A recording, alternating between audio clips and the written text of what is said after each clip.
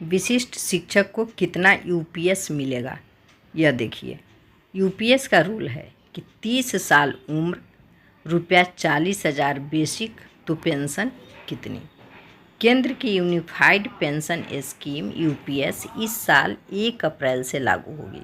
यह योजना national pension system NPA के विकल्प के रूप में पेश की गई है। जाने की पेंशन कितनी बनेगी। नियम 1 है 25 साल जॉब 50% पेंशन।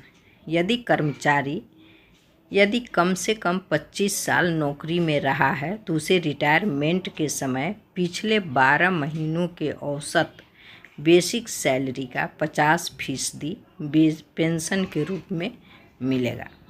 नियम 2 है 10 साल जॉब 10,000 पेंशन। न्यूनतम 10 साल नौकरी की शर्त पूरी करने वाले कर्मचारियों को रिटायरमेंट के बाद हर महीने 10,000 रुपये पेंशन मिलेगी। गणना। अंतिम वेतन मुख्य आधार।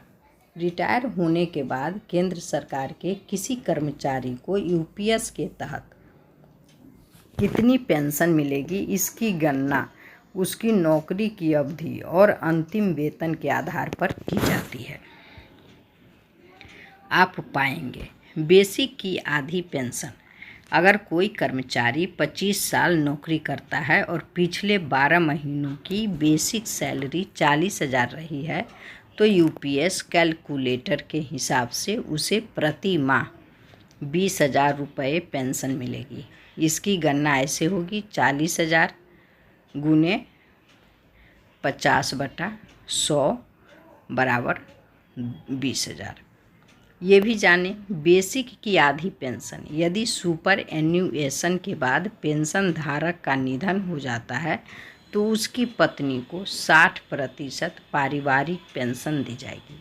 यह राशि पूर्व कर्मचारी को मिलने वाली पेंशन के 60% के बराबर होगी। यह सुविधा सुपर एन्युएशन, स्वैच्छिक रिटायरमेंट, बीआरएस या एफआर 56G के तहत रिटायरमेंट के मामले में लागू होगी। इससे पढ़िए और इससे ही पता चल जाएगा कि किस विशिष्ट शिक्षक की कितनी नौकरी बची है और उन्हें कितना पेंशन मिलेगा। धन्यवाद।